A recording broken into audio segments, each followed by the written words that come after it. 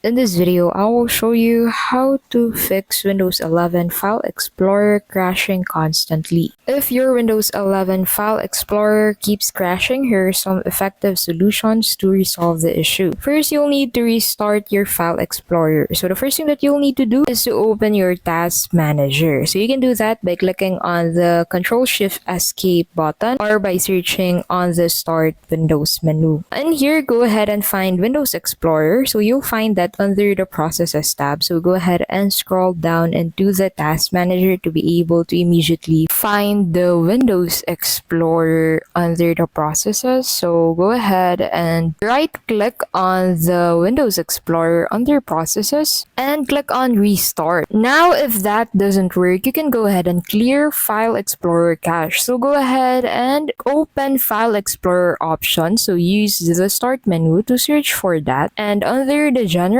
tab, click on the Clear next to Clear File Explorer History. And the last thing that you can do is to update Windows and drivers. So to do that, go ahead and open Settings on your PC or laptop. On Settings, go ahead and head over to Windows Update and check for updates. Update your graphics and other drivers via the Device Manager. And that's basically how you can fix Windows 11 File Explorer keeps crashing. If this video was helpful, please don't forget to give this video a like, subscribe to the channel, and hit that notification bell to keep updated with our latest videos. Thank you so much for watching, and we'll see you in the next video.